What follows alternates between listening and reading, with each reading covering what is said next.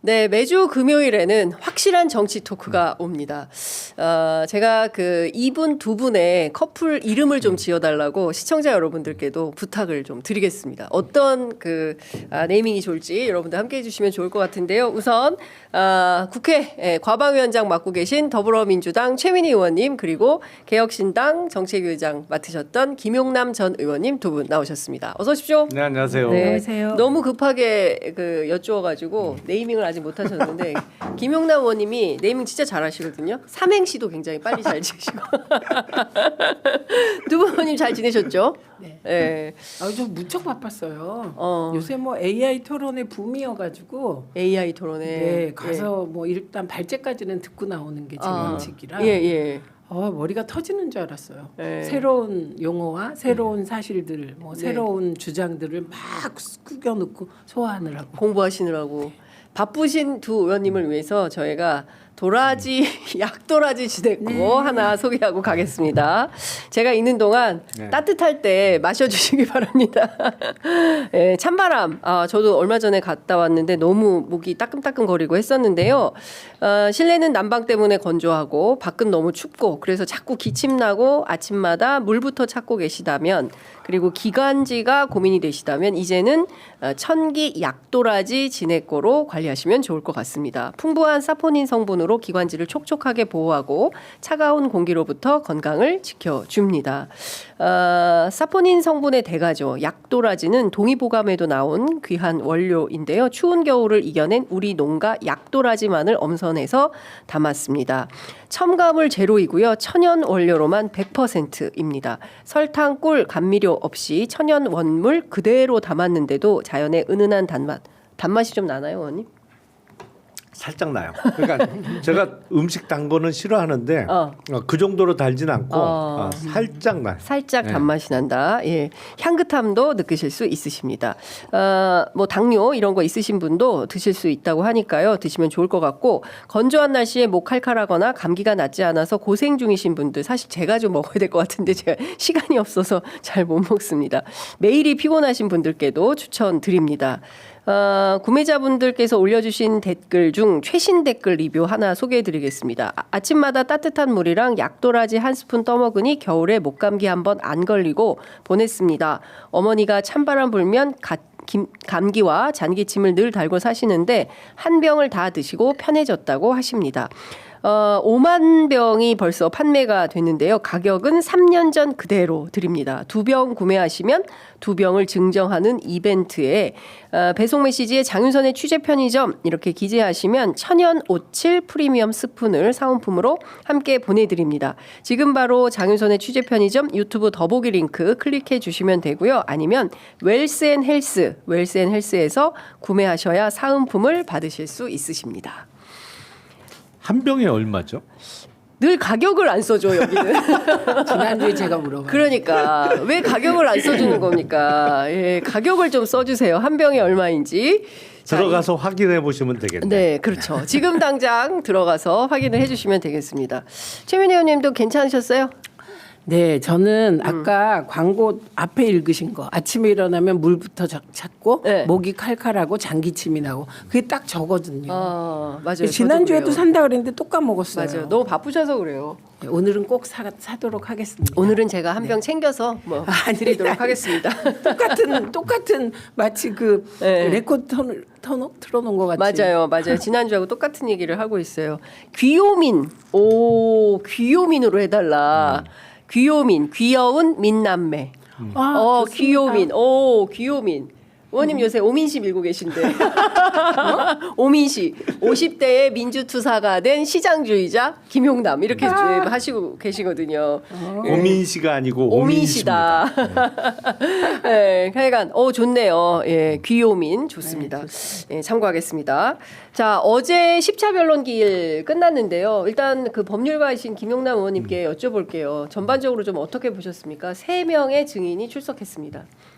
근데 원래는 8차까지 잡혀 있던 거를 피소추인 측이 더 해달라고 해서 증인 채택을 더 해달라 그래서 잡은 거잖아요. 그럼 왜 잡지? 이런 생각이 들어요.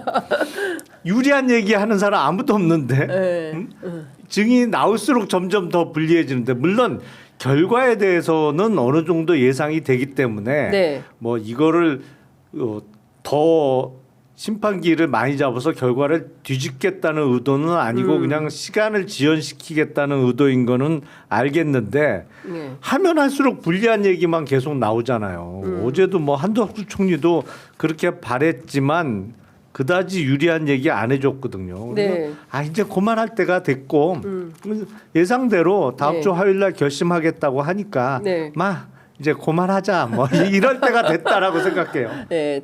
그 의원님은 어떻게 보셨어요? 그 우선 3명의 증인이 나왔잖아요. 근데 첫 번째로 한덕수 증인은 스타일대로 네. 서서히 윤석열과 페이드 아웃한 것을 헤어질 그냥 결심. 그대로 보여주더라고요. 네, 참 정말 대단한 분이다. 네, 대단한 분이에요. 그분이 평생 공직에 봉직했던 네, 이유가 DJ와 있었구나. 헤어질 때도 네. 노무현 전 대통령과 헤어질 때도 네. 그 보였던 모습 그대로, 예. 보이고 있다. 사람 잘 안 변한다. 그 핵심은 네. 그 핵심은 이분이 이제 양쪽에서 다 이제 변론하면서 그 받아내고자 하는 답변이 있었잖아요. 예, 그런데 예. 그 핵심이 뭐였냐면 국회 측은 국무회의가 있었냐 없었냐예요. 네. 근데 결국 없었다고 얘기하고 들어간 거예요. 음. 그러니까 이 핵심 쟁점에서 한덕수 총리는 결코 윤석열 피청구인에게 유리한 말을 할 수가 없는데 네. 왜 불렀는지 저도 잘 모르겠습니다. 그래서 저는 추측컨대 뭐 마지막 캐비넷을 작동하나 뭐 이렇게 생각했는데 캐비넷이 있었더라도 네.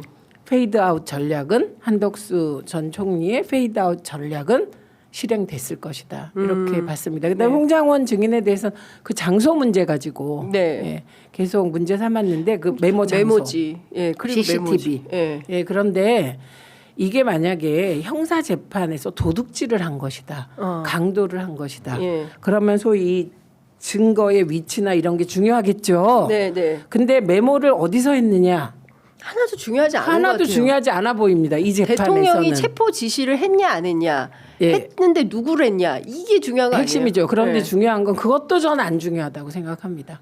이거는 탄핵 심판이잖아요. 네. 저는 진짜 이게 지켜보면서 야 정말 대한민국 최고 법조 엘리트들이 왜 저러나 국민들이 내가 저런 사람들한테 재판을 받았나 네. 이런 자괴감을 느꼈을 것 같고요. 그리고 내용 다 떠나서 윤석열 피청군이 보인 태도들 있잖아요. 네. 갑자기 나왔다가 불쑥 사라져서 그러니까 5분 만에 훅 가버리고. 피청구인의 변호사들도 왜 갔는지 모르는. 예. 예. 그 태도만으로도 예. 아 저런 사람이 대통령이었나 이렇게 생각했을 것 같고 예. 중요한 것은 방송으로 계속 나온 군이 국회를 침탈하는 그 장면 하나로 탄핵입니다. 그러니까요. 그 예. 어제 그거는 사실은 법정 예의에 많이 벗어나는 거죠. 그러니까 법정에 아니 그 사실은 탄핵 심판은 피소추인 본인은 출석 안 해도 돼요. 근데 그럼에도 불구하고 거의 꼬박꼬박 출석을 했잖아요. 단 출석을 했으면 더군다나 재판이 시작이 됐으면 이석을 하더라도 재판부의 허가에 네. 양해를 구해서 허가를 받고 이석을 해야지 네. 어떻게 자기 옆에 있는 자기 변호사한테만 쏙닥쏙닥 얘기하고 그냥 쑥 일어나서 나가버려요. 그러니까 문영배 나 간다. 거의 문영배 권한대행도 이거 보다가 깜짝 놀래잖아. 좀 뭐야 이 상황 뭐지? 예. 그 법정 예의에 크게 벗어나요.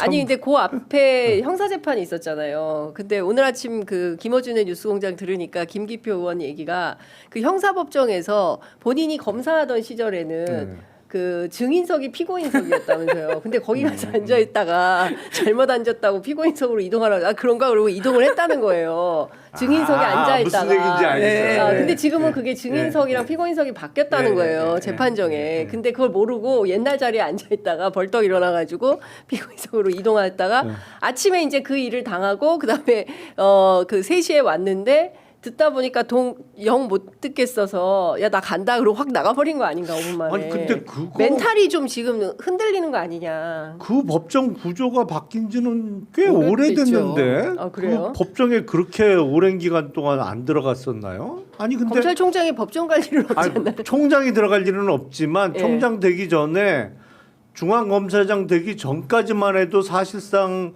실무 수사팀장으로 역할을 했었잖아요. 예. 특검에서도 그렇고 근데 재판에는 공판 검사만 들어가는 거 아니에요?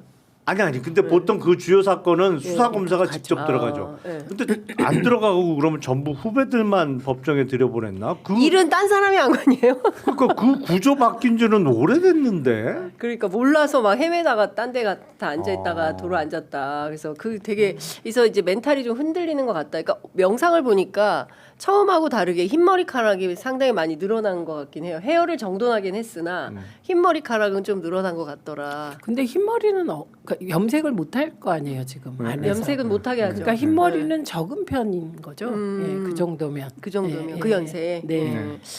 하여간 중요한 것은 끊임없이 홍장원에게 책임을 미루고 이게 좀 뭔가 반격의 시간을 만들어 보려고 애쓰나.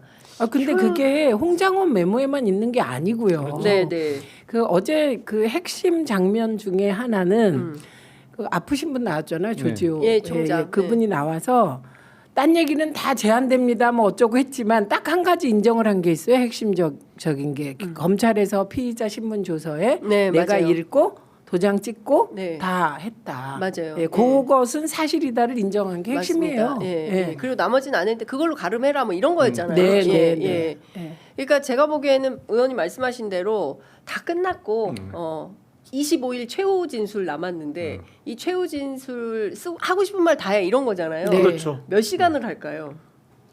미스터 59분 2시간 이상은 할 것 같은데. 혼자서요. 예. 그거는 그거는 별 무리 없을 거죠. 2시간. 예. 예. 아니 7-8명이 밥 먹어도 혼자 59분 얘기하는데 뭐 혼자 마음대로 얘기해 보시라고 하면 2시간은 하겠죠. 근데 이게 보통의 재판에서는 지금 그 피청구인의 상태나 이런 거를 보고 네. 변호인들이 사실 안 하게 해야 돼요. 조금이라도 유리하려면 제가 네. 보기에. 그거는 예. 불가능. 근데 제가 보기에 그건 그게 불가능. 불가능하잖아요. 네. 근데 그날 그 헌재 재판이 마지막 변론기일이 어떻게 진행되냐면 네. 양쪽에 2시간씩 최후 변론 기회를 변호사들한테 주고 네. 30분씩 서증 조사한다는 거잖아요. 네. 확정하고 그다음에 국회 측 소추인 그러니까 말하자면 정청래 의원이 되죠. 네. 정청래 의원과 윤석열 피청구인에게는 무제한 시간을 주겠다. 이렇게 정리가 된 거예요. 네. 그러니까 근데 정청래 의원은 제가 보기에 30분 정도로 네. 끝날 것 같고 아니면 20분일 수도 있어요. 그런데 윤석열 대통령은 사실 안 하는 게 피청구인 안 하는 게 유리한데 할 테니 네. 그 연설만으로 또 많은 모순이 발생할 것이다. 왜냐하면 지난번에 나는 사람이면 사람이지 인원이란 말을 쓰지 않는다고 했는데 정확히 1분 뒤에 인원 했잖아요. 예, 예. 그런 일이 마구 발생할 것이다. 그럴 거다. 그렇게 보입니다. 그러니까 기자들이 크로스 체크하고 거짓말 찾아내는 일만 많아질 것 같다. 예, 일만 많아지는 기자들 일만 많아지는 날이 될 것 같다 말씀 주셨습니다. 오늘 갤럽 조사가 굉장히 주목되는데요. 방금 전에 갤럽 조사 결과가 나왔습니다. 민주당 지지율이 상당히 올랐습니다. 더불어민주당 40, 국민의힘 34, 무당층 18 이렇게 되어 있고요. 장래 정치 지도자 선호도 조사를 했습니다. 이재명 34, 김문수 9, 홍준표 5, 한동훈, 오세훈 동률로 4, 조국, 이준석 2, 안철수, 유승민 1 이렇게 나왔습니다. 자, 다음 대선 어떻게 결과를 기대하느냐 물었습니다. 현 정권 유지, 여당 후보 당선이 37, 정권 교체, 야당 후보 당선이 53. 그리고 윤석열 대통령 탄핵에 대한 의견도 물었습니다. 찬성 60, 반대 34. 중도로 압축해서 또 다시 물었어요. 중도층은 어떻게 보느냐? 정권 교체 해야 된다 62, 그리고 탄핵에 찬성한다가 69. 예, 중도는 이미 결심을 끝낸 것 같습니다. 그리고 민생이 너무 안 좋으니까 민생 회복 소비 쿠폰 지급 문제를 물어봤는데요. 이것은 지급해야 한다 34, 지급해선 안 된다가 55로 나왔습니다. 그리고 향후 1년간 우리 경제 나빠질 것 54, 좋아질 것 18, 비슷할 것 23 이렇게 나왔습니다. 그 민생 회복 소비 쿠폰은 여론조사는 이렇게 나왔는데 제가 그 이번 주 수요일에 지난 수요일에 그 강서에 있는 시장. 수산시장에 가서 직접 바람이 엄청 불었는데 수산시장에 가서 민심 르뽀를 발로 쓰는 민심 르뽀를 했는데 상인들은 제발 이 내란을 빨리 종식하고 제발 시민들이 돈 좀 쓰게 해달라. 네. 그나마 저 무슨 쿠폰이죠? 재래시장에서 재래시장에서 네. 쓰는 그 상품권이 있어요. 상품권, 예, 예. 온누리 상품권. 온누리 상품권. 그 온누리 상품권 때문에 온다는 거예요. 와서 그걸 쓰기 때문에. 그래서 온누리 상품권이 됐든 강서사랑 상품권인가 뭐 네. 지역 화폐가 또 있대요. 그래서 그거는 확실히 좀 도는 것 같다. 근데 상인분이 그러세요. 저도 안 써요. 저도 돈 쓸 게 없어서 못 써요. 이렇게 아니, 말씀을. 지금 분위기는 비상계엄 선포 전에도 뭐 경기가 좋은 건 아니었지만 그 이후에는 얼어붙은 게 무슨 먹고 마시고 이게 일단 요식업은 12월 맞아요. 한 달 장사가 1년 장사의 절반이거든요. 사실은 예, 예. 12월 그 대목 보고 맞습니다. 사실은 가을에 그 오픈하는 분들도 많을 정도인데 12월 장사를 망쳤어요. 그 돈을 쓸 분위기가 안 되는 거야. 그쵸. 뭐 쓸 돈이 없는 것도 있지만 그래서 그저께 제 선배가 강원도에서 펜션을 하는 분이 있어요. 예. 죽겠다는 거야. 아무도 놀러 오질 않는데 놀러 오질 사람들이. 않는데. 그 저염이 터지니 어떻게 네. 놀러 저 얘기가 네. 우리 같은 사람들은 예. 사실은 이제 계엄의 공포 뭐 악몽을 꾸지 않잖아요. 근데 저는 제가 가능하면 지역을 돌라고 애를 쓰는데 만나는 사람마다 불안하다는 거예요. 어젯밤에도 꿈 꿨어요. 어젯밤에도 의원님 저도 꿈꿨어요. 의원님하고 저하고 밤새 계엄군 피해 다니는데 의원님 저한테 딱 한마디 하시더라고요. 야 어차피 다 죽는데 뭘 도망 다니냐? 뭐 앉아주거나 서서 주거나 뛰다 주거나. 예. 어차피 우리 다 죽어. 이렇게 너무 실감이 나가지고. 그래서 제가 모두에게 물어봐요. 근데 나가기 싫다 집에서. 그런데 어저께 제 친구가 저에게 우리 어디 가서 카페 가서 차라도 한 잔 마실까? 카페 갈래? 이런 제안을 한 친구가 오. 있었어요. 그래서 이제 좀 마음이 풀리기 시작하나? 헌재 판결이 다가오니까. 맞아요. 예. 예. 그래서 그 공포가 어마어마하고 맞습니다. 돈이 없어서 못 썼는데 그동안은 그나마 조금 있어서 쓰다가 그것까지 안 쓰니까 정말 자영업자 소상공인들은 정말 견디기 어려울 것 같고 그다음에 제가 그 극우 집회하는 분들 있잖아요. 극우적 집회 한 말씀 꼭 드리고 싶은 게 여러분이 우리를 비난하는데요. 우리가 비상계엄 해제 안 했으면 여러분 그 집회도 못 하십니다. 네, 그렇죠. 네, 맞아요. 그 비상계엄 해제가 극우 집회든 무슨 정치 서부 활동이 금지되는 게 일본이에요. 예. 그래서 포고령. 착각하시는데 윤석열 그 정권이 우리 집회는 허용할 거야 그런 일 없습니다. 그러니까요. 예, 모든 그래서- 정치 활동 네, 금지죠. 예. 예. 그러니까 지금 보면 민주당이 상당히 올랐습니다. 그리고 그동안의 갤럽 그 정당 지지도 한번 보여주시겠습니까? 1월부터 2월 2주차까지 보면 쭉 붙어 있어요. 저렇게. 예, 그 민주당과 국민의힘이 큰 차이 없이 계속 붙어 있어서 일각의 특히 보수지들 중심으로는 비상계엄 이후에 내란이라고 계속했지만 결국 정당 지지에서는 큰 차이가 없다라는 거였는데 이번에 저렇게 확 벌어진 이유는 어디에 있다고 보십니까? 제가 말씀드릴까요? 이게 그 내부에서 파동도 있었고, 그러니까 2월 들어서, 그러니까 이거는 윤석열 대통령의 전략이 통한 거죠. 객관적으로 한번 보세요. 이건 제 얘기가 아니라 현직 대통령이 국회에서 탄핵을 당했는데 구속까지 된 거예요. 이랬을 때 지지했던 사람들이 어떻게 하겠습니까? 자기가 선 자리에서 윤석열 피청구인에게 힘을 보태주게 되는 거예요. 그게 적극적으로는 무슨 그 말도 안 되는 폭동도 하고 극우적으로 이게 순수한 부분만 얘기하는 거예요. 네. 그리고 내가 최소한 여론조사는 받아야지. 이렇게 돼서 보수가 능동화돼요. 네. 예, 그런 결과가 있을 것으로 이미 예측이 됐어요. 예. 윤석열의 전략이 예. 적극적으로 헌재 나가서 샤우팅한다였잖아요. 근데 그게 한 번, 두 번, 세 번 진행되면서 좀 뭐야? 이렇게 네. 돼서 일단 그 능동화됐던 보수의 일부가 떨어져 나오고 반대로 민주당 내에서 이런 걸 가지고 민주당 지지율이 떨어지니까 이재명 흔들기가 시작됐잖아요. 근데 몇 주 대중들은 이렇게 쳐다보고 있다가 뭐야 이게? 이재명이 중도 보수로 간다는 거? 대중이 보기에는 영리하네 이렇게 보는데 그것까지 흔드는 상황이 되니 이제 민주당 지지자들은 서서히 결집해서 응답을 많이 하기 시작하는 거예요. 그래서 아마 요거 분포를 보면 네. 아마 거의 맞추어졌거나 예. 과거같이 표집의 그 차이가 크지 않았을 것이다. 예. 진보 보수가 이렇게 보여요. 그래서 그 지표가 매우 중요해요. 지표는 제가 읽어드리겠습니다. 보수 314, 중도 308, 진보 264, 모름 응답 거절이 116입니다. 그러니까 이 차이가 90 정도였거든요. 네. 90. 그런데 지금 줄었잖아요. 차이가.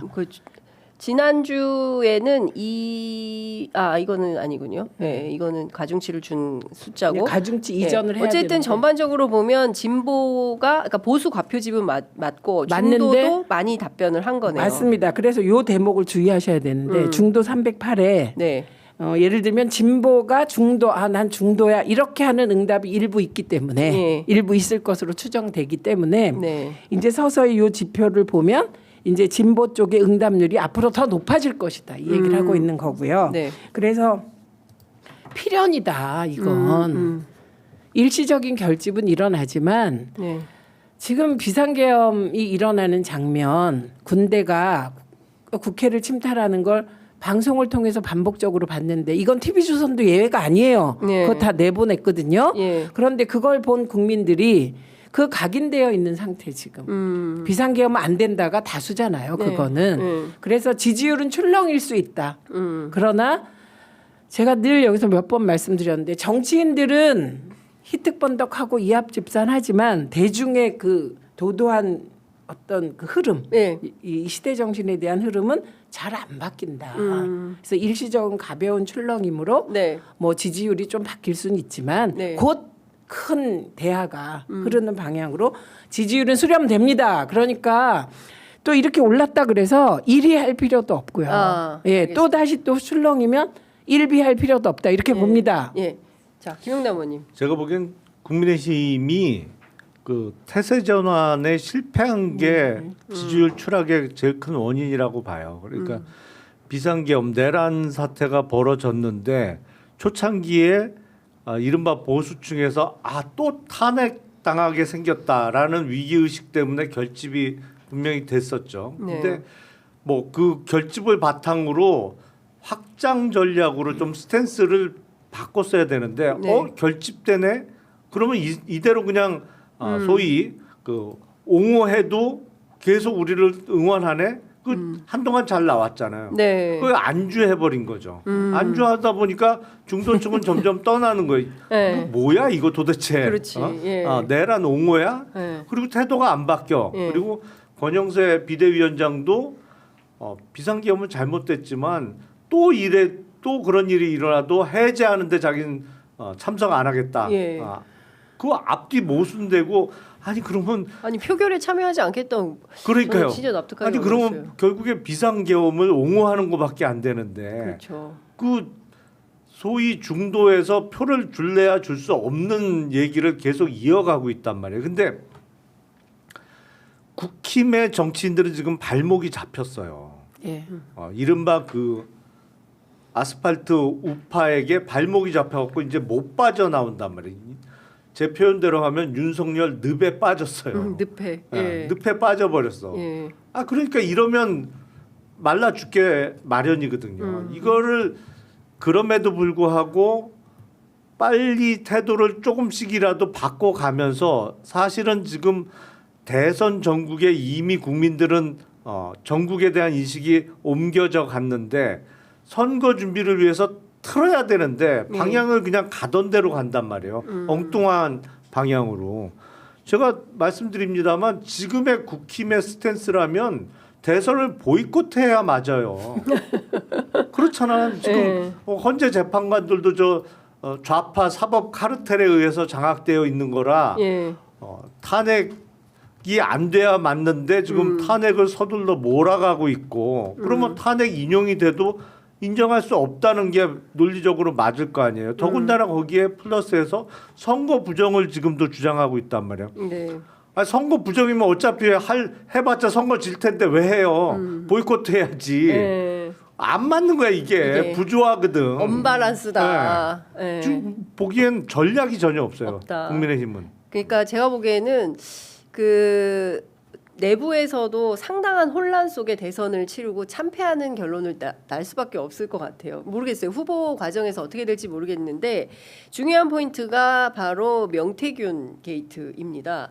그리고 국민의힘 출마 예정자인 2명의 대선 후보에 대해서 세게 얘기를 하고 있어요. 그러니까 저희가 다 종합을 해보면 비상계엄을 갑자기 왜 했을까 느닷없이 이 끝에 누가 있을까 누구를 지키고자 이런 일들이 벌어질까 누구일까요? 저는 네. 그냥 이거 일반적으로 네. 일반적으로 이럴 때 정치, 정당, 그다음에 기득권 세력이 취하는 전략은 김건희는 잡고 대권 후보는 보호하는 전략입니다.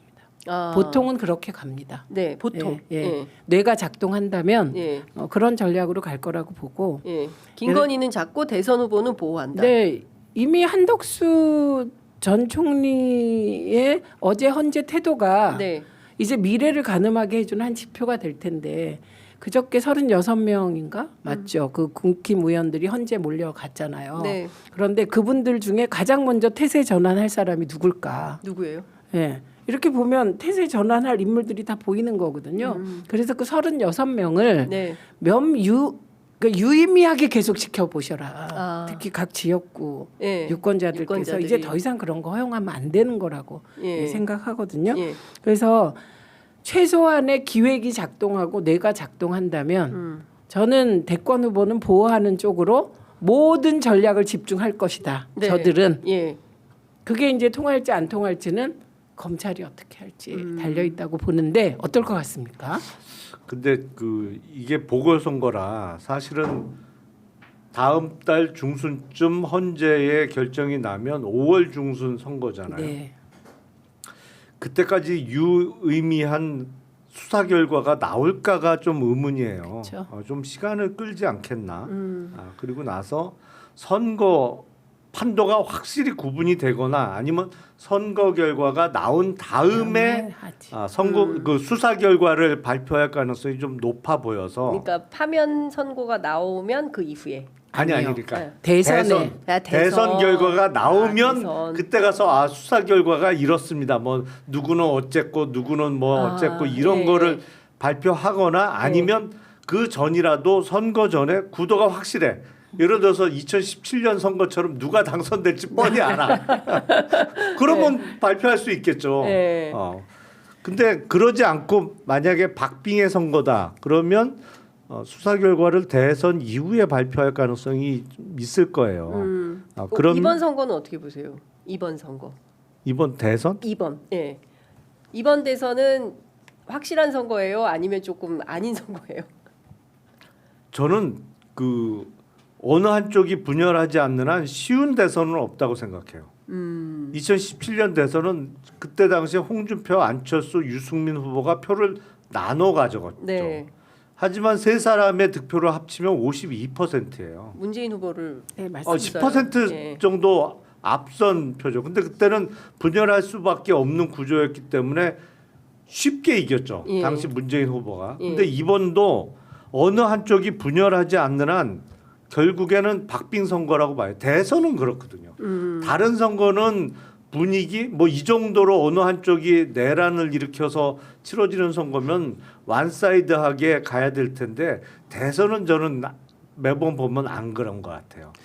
저는 아까 우리 잠깐 이 얘기를 나눴는데 네. 일반적으로는 동의하지만 저는 파면 여부, 윤석열의 파면 여부에 따라 국힘은 분열하게 될 거라고 봅니다. 그 분열이 어디까지 될지 모르지만 오히려 변수는 조국혁신당의 대권 후보를 내냐 마냐 여부. 네. 그다음에 이준석이 완주를 하냐 중간에 지난번 안철수처럼 네. 뭐 또 어느 쪽과 단일화를 하냐. 근데 범보수 연합한다는 거 아니에요? 네. 네, 지금 그러니까. 하는 얘기는 뭐 방향성은 정해져 있는 것처럼 얘기를 하죠. 그렇죠. 그런데 그 방향성도 그 대선의 흐름에 따라 바뀌는데 그럼요. 예, 바뀝니다. 이거는 네. 지금. 근데 제가 보는 거는 윤석열이 파면되고 그리고 이재명 대표 재판이 3월 말쯤에 네. 그 공직선거법 선고하겠다는 거 아닙니까?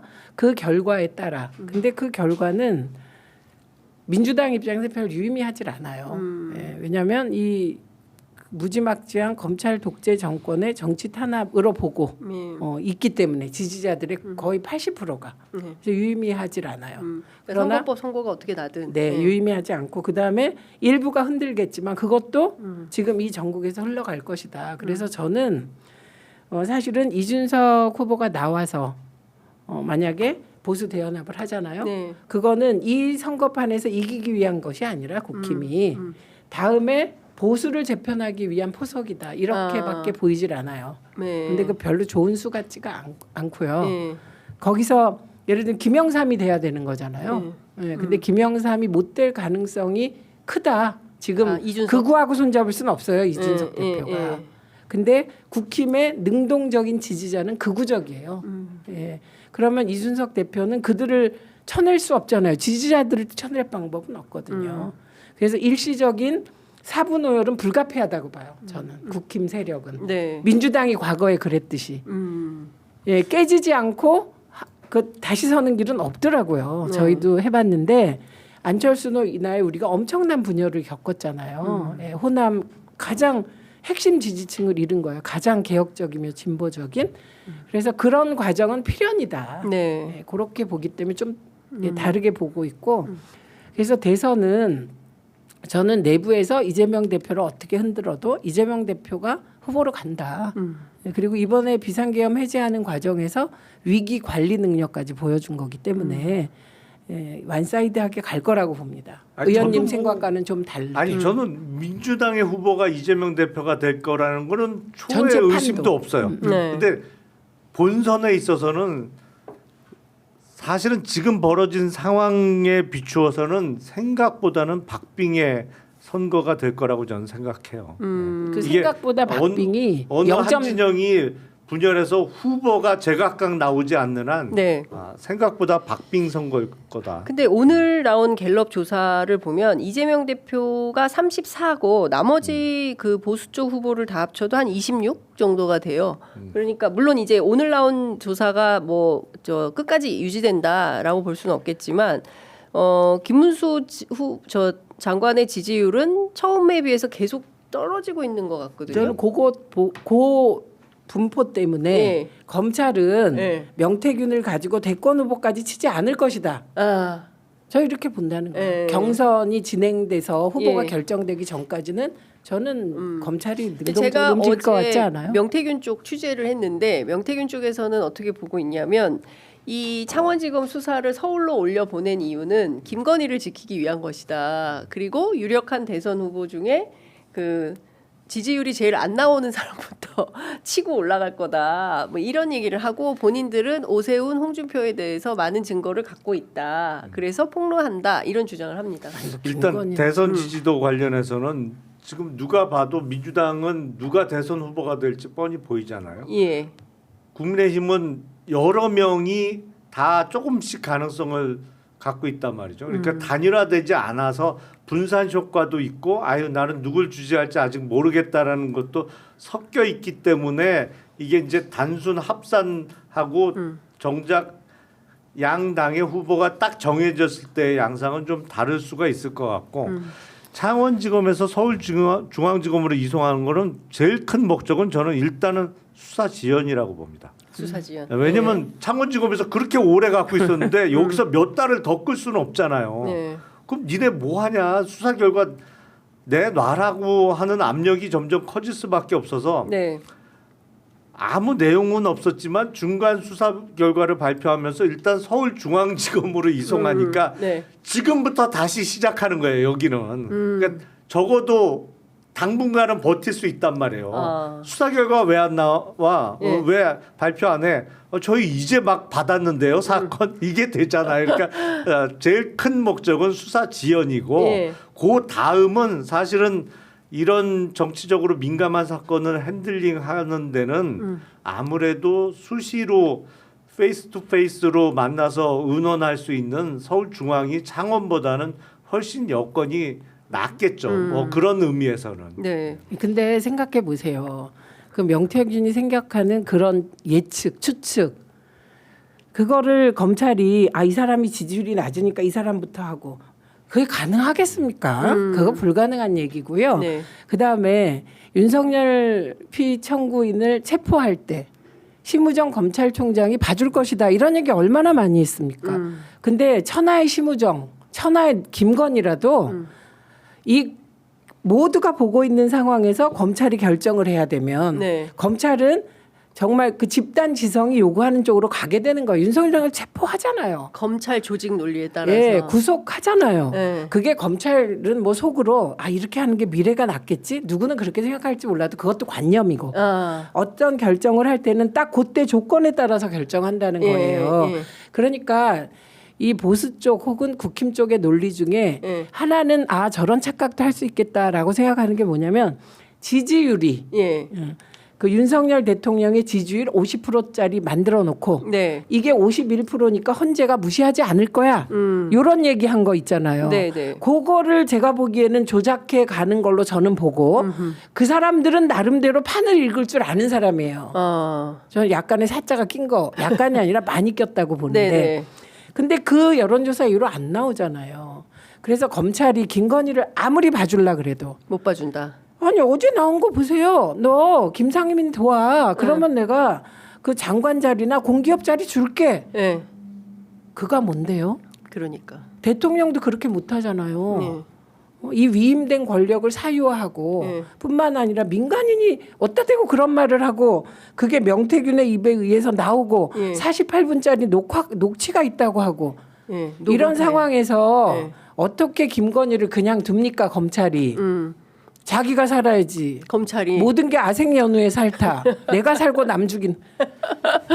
그 제가 의원님께 그것 좀 여쭤보려고 그랬어요. 오늘 한겨레 단독이 나왔는데 개혁신당이 김상민 검사 공천 받으면 김건희 개입을 폭로하려고 했었다. 그러니까 이른바 이게 7불사 회동으로 다 이어지는 거죠. 48분간 대판 싸우고 명태균과 김건희가 그리고 그 사이에 김영선과 김건희가 싸우고 그리고 나서 7불사 회동이 이어지고 7불사 회동을 통해서 김영선이 저쪽에서 내가 5선인데 이제 6선에서 여성 최초 국회의장을 해야 되는데 어따 대고 지금 공기업 사장이야. 그거 못 받아라고 해서 이준석을 만나고 그래서 논의를 해서 김건희 관련된 녹음 파일을 공개한다. 그러면 나를 비례대표 몇 번을 줘라. 그런데 그게 협상이 불발이 되고 뭐 그래서 이제 블라블라 이렇게 이어지는 건데 실제로 개혁신당에서는 김상민 공천을 받으면 이거를 폭로하려고 했었다라는 내용이 나왔어요. 이제는 이제는 말해야 한다. 의원님 알고 계실 것 같은데 당시 논의 과정을.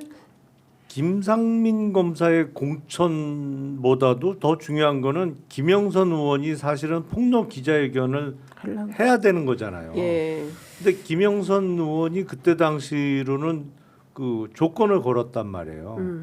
비례대표 네. 1번. 근데 그 조건은 못 들어주는 조건이었단 말이에요. 기본적으로. 네. 그러니까 우리는 그 비례대표 조건 걸지 말고 조건 없이 폭로하는 기자회견을 해주면 완전 땡큐. 예. 근데 나중에 이제 3번 얘기도 있었거든요. 예, 3번. 비례대표는 3번은 어떠냐. 예. 그런 얘기도 나왔는데 3번도 어렵다. 기본적으로. 그 왜냐하면 수돗물만 안 먹어서도 어떻게 좀 해볼 텐데. 아니 김영선 의원 하면 거의 전 국민이 떠오르는 게 수돗물 먹는 건데 거, 예. 거기를 어떻게 앞번호 줘갖고 어떻게 당이 살아남냐. 예. 이 비례대표 1번도 당선 안 된다 그랬다가는. 예. 그러니까 그게 불발되는 거죠. 사실은 김상민의 공천보다는 뭐 공천이 김상민으로 되면 김영선 의원이 더 열받았겠죠. 네. 사실은 자기 밀어내고 기껏 한다는 게 거기 주고 자기는 공천 안 주고 그러니까 더 열받아서 정말 순수한 복수심에 폭로하는 기자회견을 했었을 수도 있겠습니다만 네. 그거는 개혁신당이 결정할 수 있는 상황은 아니었던 거죠. 거기 김영선 의원의 결심이 필요했는데 이게 조건이 붙으니까. 예. 그랬던 거군요. 그래서 개연성이 있다 그 말이에요. 예, 그렇죠. 아니 근데 이런 것 같아요. 그러니까 지금 모든 걸 생각해 보면 아까 최민희 의원님 말씀하신 대로 국정 운영의 주체는 김건희였구나. 그리고 김건희가 공당의 공천도 당신 1위로 가. 내가 거기 김상민 넣어야 되니까 빼서 김해 갑으로 가. 그러니까 김해가 못 가겠어. 그것도 김영선의 그 녹취록도 예. 녹음 파일도 김영선 휴대폰에 다 남아 있고 그거를 검찰이 확보하고 있다는 거예요. 포렌식도 다 마쳤고. 근데 중요한 건 검찰이 수사 진도를 안 나가고 있지 않습니까? 네. 지금 이 순간까지. 그래서 제가 기준은 김건희는 할 것이다. 음. 안 할 수가 없다. 예. 예, 이렇게 보는 거예요. 언제 합니까? 언제? 소환 조사 한 번도 안 했어요. 아니 소환 조사 곧 하겠다 이렇게 나오니까 네. 이거는 이제 법사위에서 조금 더 움직여 주셔야 되겠죠. 아, 국회 예. 법사위에서 조금 더 이거 보세요. 3월 중순. 네. 저는 늘 그 누가 뭐 3월 초다, 뭐 5월 초 대선이다. 아니다. 5월 14일이다. 방금 전에 4월 30일 저기 대선이라고 신장식 의원 아 저는 반드시 4월 30일이다. 아니 돗자리를 깔았는데. 저는 5월 중 아, 5월 나중에 중순이 될 것이다. 제가 나중에 봐야 될 것 같습니다. 네, 네. 430 대 왜냐면 514. 아니 3월 이게 계산이 네.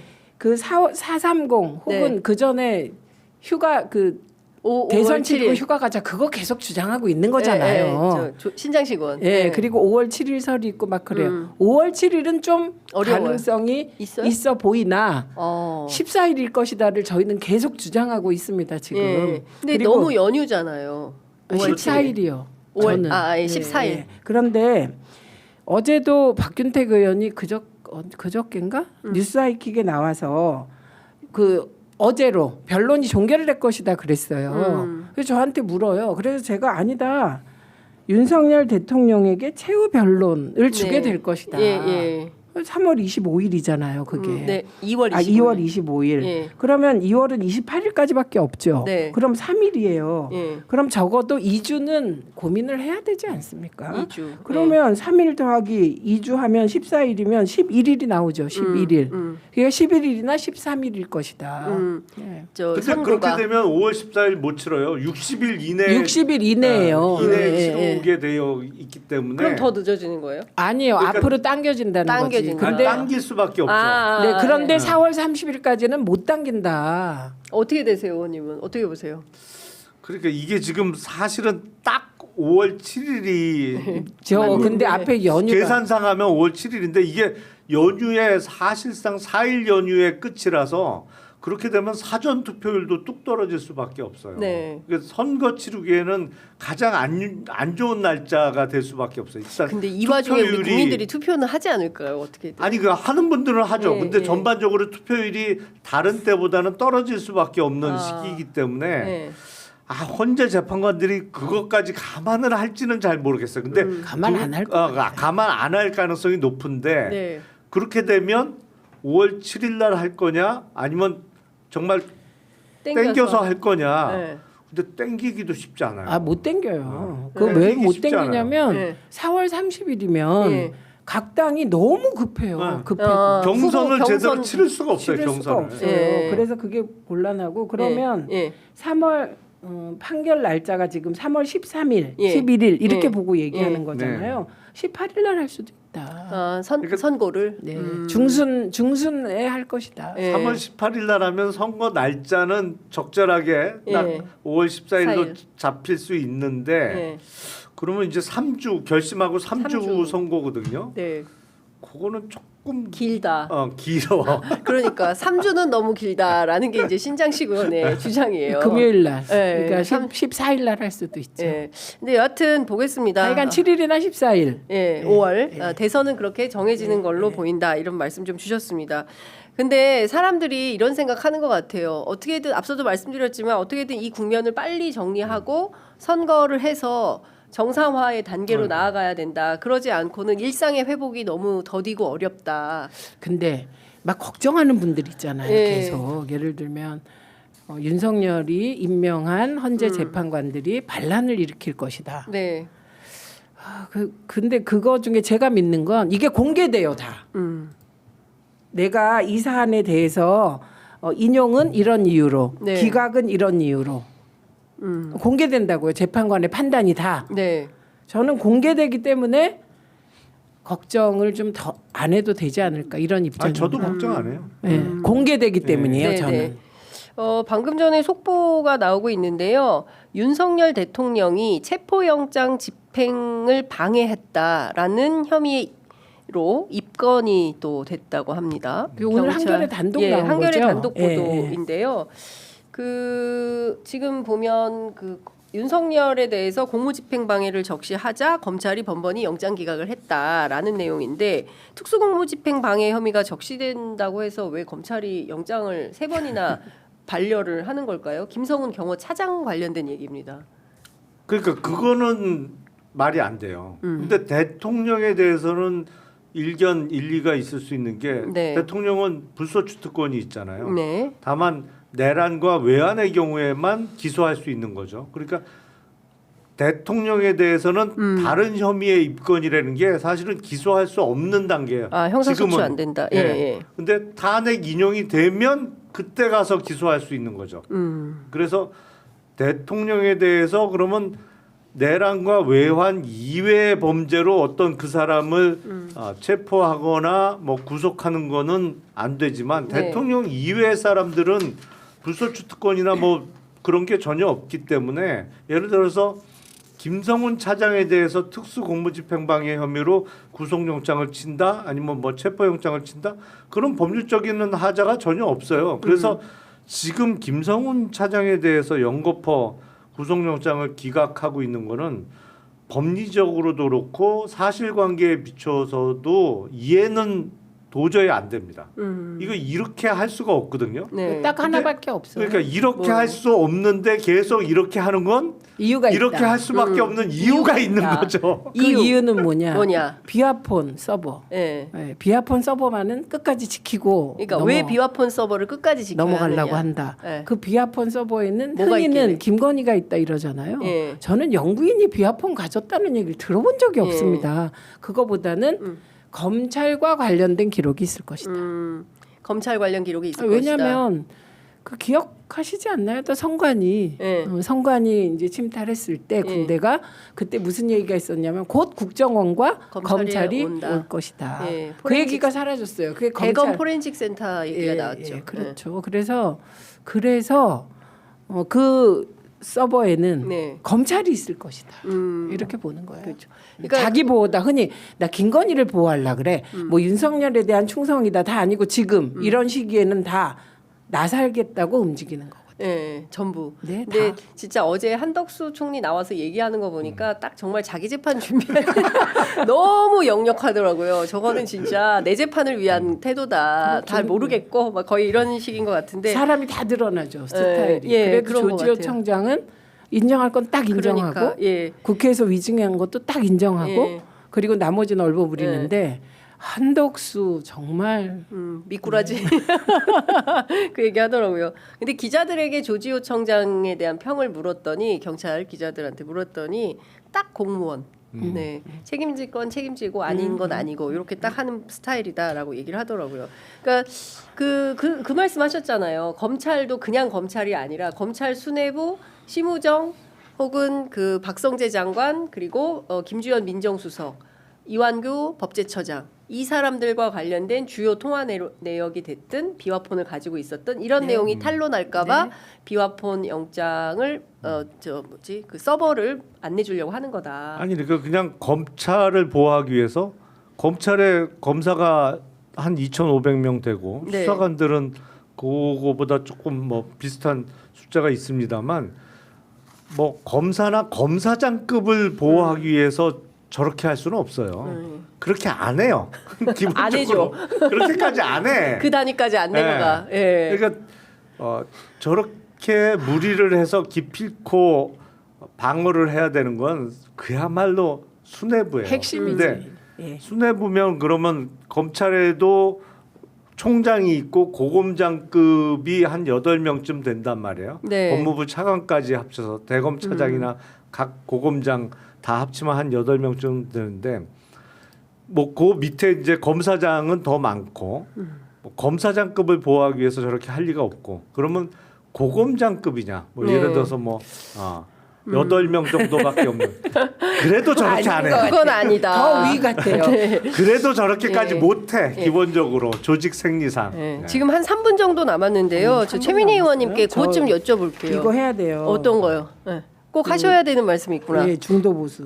아, 중도 보수. 예. 민주당의 중도 보수 그 100분 토론에 이재명 대표 그리고 그 앞서 새날 출연하셔서 했던 발언의 파장이 상당합니다. 예.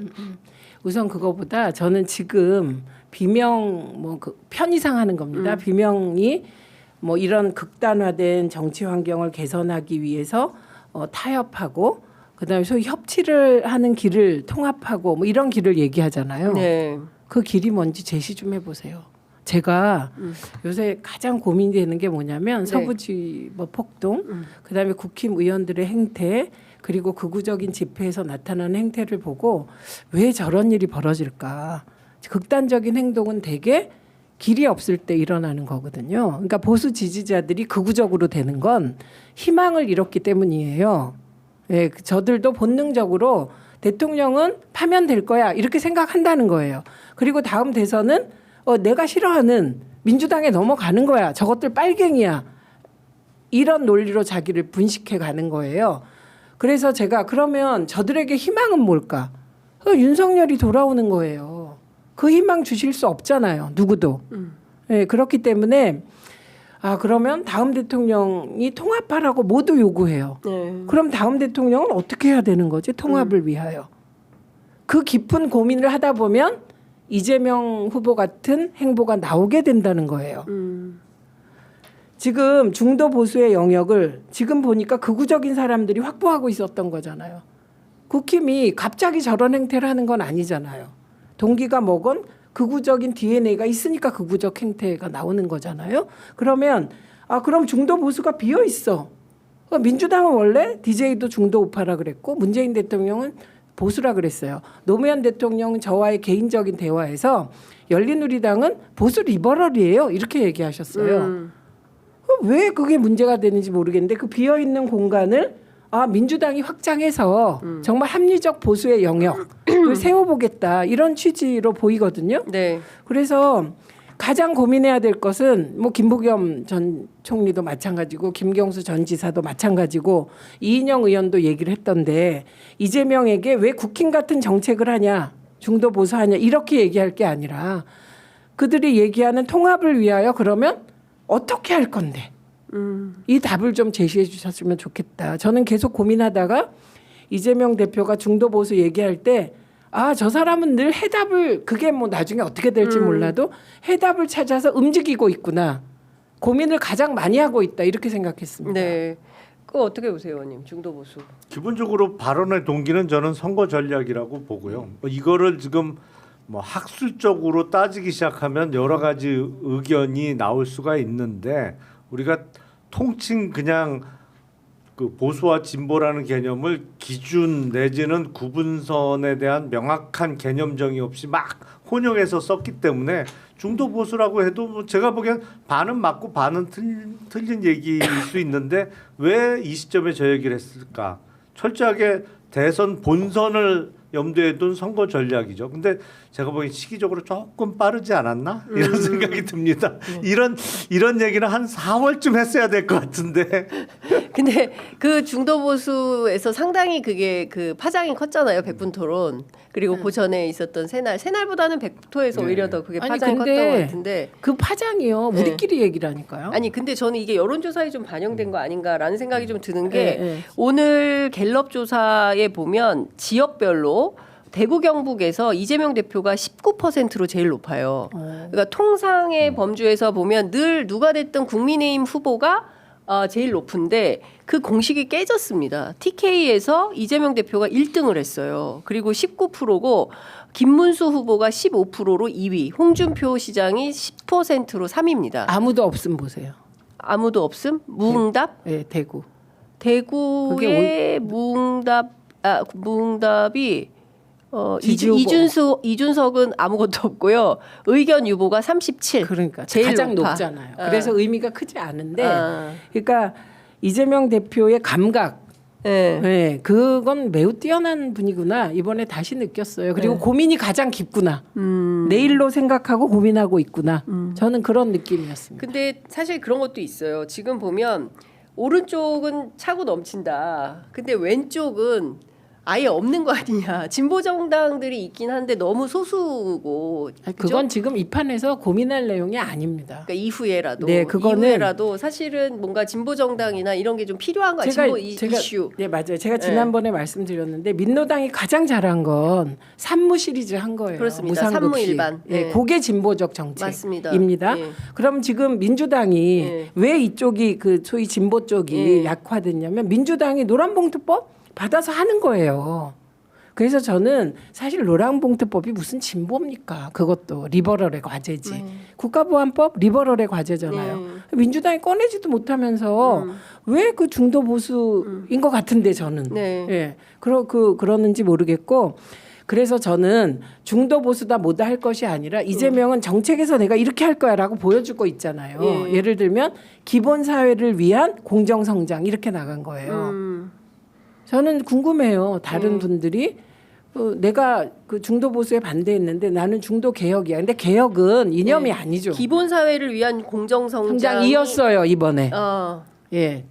연설할 때 국회 교섭단체 연설할 때 이재명 대표가 공정성장 항목의 앞부분에 기본 사회를 위한 공정성장이었어요. 저는 기본 사회가 가장 진보적인 정책이라고 그렇죠. 생각하거든요. 예, 예. 그런데 지금은 성장이 문제인데 기본 사회 분배만 얘기하고 있으면 안 되니까 기본 사회 분명히 갈 거야. 근데 공정성장이 지금은 핵심 과제다 이렇게 얘기한 거거든요. 예, 예. 그래서 제가 고민이 가장 깊다고 얘기하는 거예요. 그래서 중도 개혁 정당이다. 그 개혁은 붙이나 마나요. 중도 보수 개혁 정당이다. 이렇게 하면 끝나는 거죠. 예, 그래서 저는 이제는 진보다 보수다 이런 관념적인 논쟁 말고 예. 나는 요거를 하겠다. 이렇게 좀 구체화 시켜 정책으로 보면 말해라. 네, 그래야 저도 알아들어요. 예. 이런 알겠습니다. 게 가능한 게 뭐 이재명 대표는 예선 걱정이 없기 때문에 가능한 거예요.